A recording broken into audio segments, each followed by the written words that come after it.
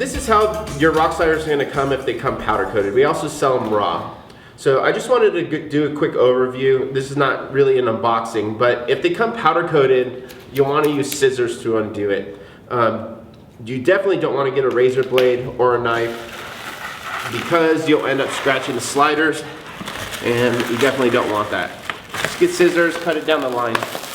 Super easy. And also the note, the bolt package will be internally in here, and once you undo it, you're going to notice that these are bolted together. And how that's possible is we designed shipping plates for them. And a lot of people get confused because you'll drop this off at the powder coater if you buy them raw, and the powder coater will just powder coat everything.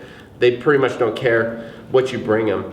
So when you get them and they happen to powder coat it, don't worry, it's just extra work they did. The plates are under here, they're disposable. Unbolt them from the sliders and just throw them away. So what we're going to do first is just take out all the bolts that come with that are on there. A lot of the hardware that don't have shipping plates we're going to reuse, and I'll show you that a little bit later.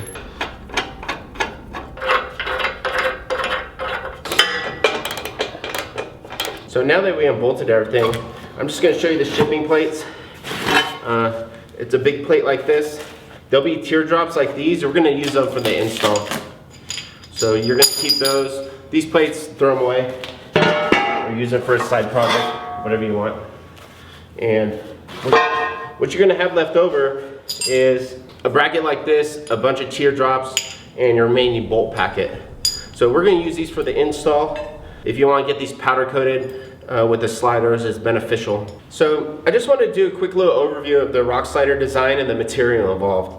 The tubing itself is DOM tubing, and what does that mean to you? It means it's stronger than C-mold. It'll take greater impacts on rocks and will last quite a bit longer than less expensive C-mold. The other things I want to point out is the three major gussets that span the length of the tubing. They're fully boxed design. To also support the fully boxed design, we have three major gussets supported in a linear fashion all the way up the plate here. That means you're going to get way less deflection when your 6,000 pound car is slamming on rocks. So these will take abuse. We have multiple videos of extreme situations and nothing happens to them. So these were designed for functionality and abuse and anywhere you want to go. They're not a budget slider whatsoever, but they're not designed to be. So when you want to really go rock crawling and do anything, these are going to last forever. So let's move on to the install. Right now I'm going to start on the passenger side because it's fairly easy. I'm just going to go over it real quick, and then we'll go over the driver's side. So the first thing I'm going to do is remove this factory bolt here. Next we're going to locate this cover here, and we're going to remove it with the 10mm socket.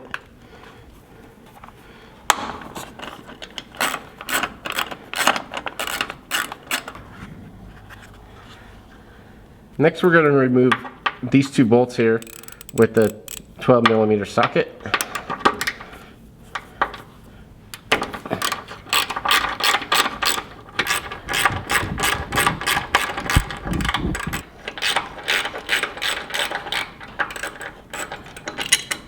Next, we're going to locate these two plastic caps, and we're going to actually break them off because they don't come off easy.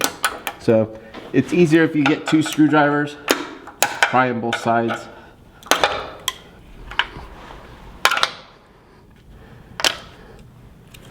So now we're on the inside of the frame, and we're going to remove this plastic cover here using a 12mm socket.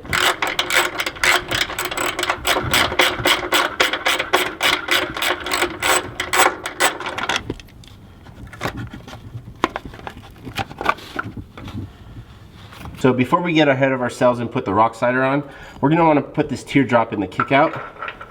And the same goes for the other side. We're just going to let it sit there. You can access it through the side here or the bottom, so you can put the bolt in there. So we're going to start by lifting up the slider. You can have a friend help, and then we're going to install this first bolt. This is actually going to help you just stabilize the slider up here so you're not fighting it.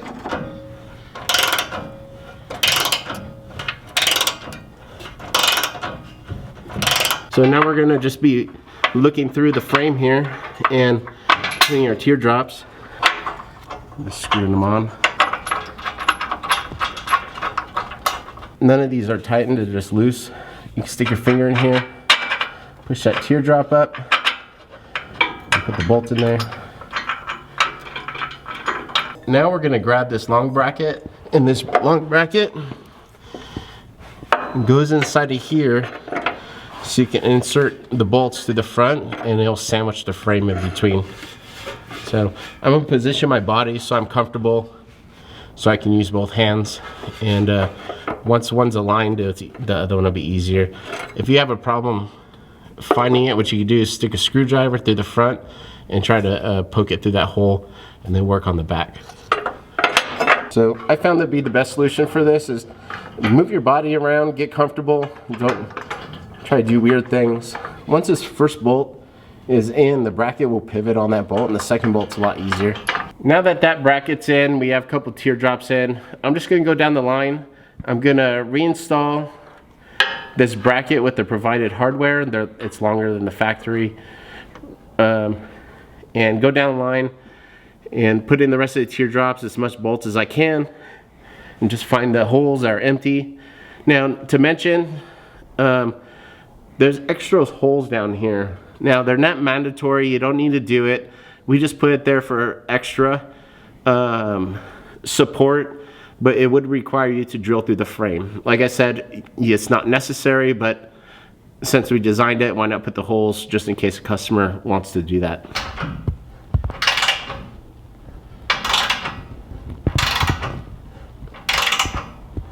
So what I'm doing is I went ahead and snugged up the bottom bolt a little bit more, this bolt a little bit more, and I'm gonna snug up these two bolts and all the bolts. What I'm doing is just tightening them evenly, so if I tighten this too much, it won't keep the rest of the bolts from having the slider sit in the correct spot.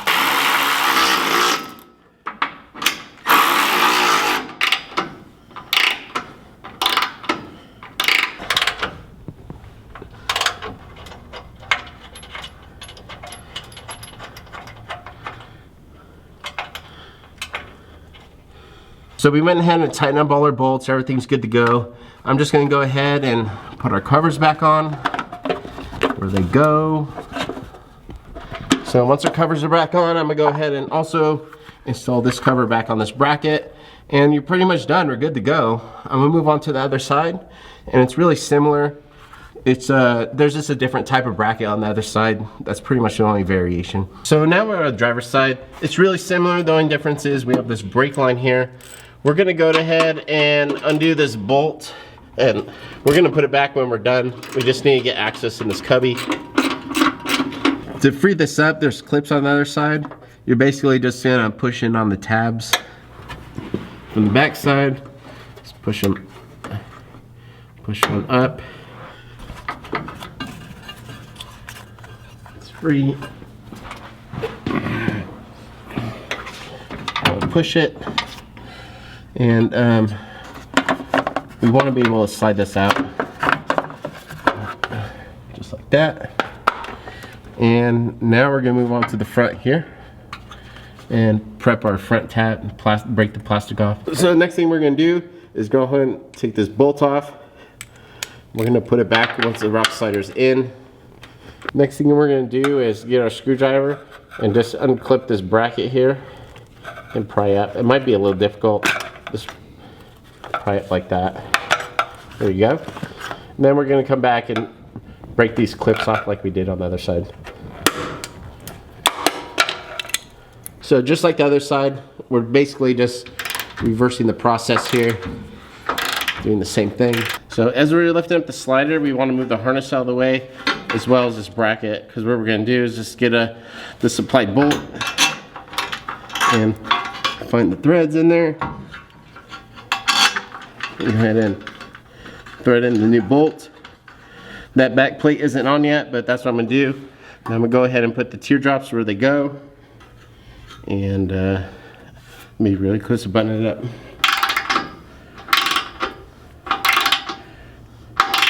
So on the driver's side, just to note, there's a shorter bolt that comes in the bolt kit.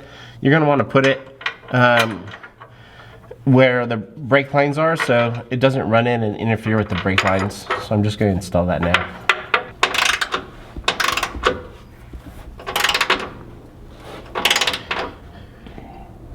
So all the teardrops are in, everything's snugged up. I'm just going to go ahead and put this plastic piece back in and install the factory bolts, and then install the bolts that hold the brake line in. And that pretty much is it for the rock slider install. So now that you've seen the install, it's fairly straightforward. It's pretty simple. Obviously they have some weight, and that's probably the downfall to actually installing sliders in general. But let me do a quick overview of the design features of these sliders. Now, as I mentioned earlier, the DOM tubing, they bolt on 100%. And I just want to talk about the kick out here.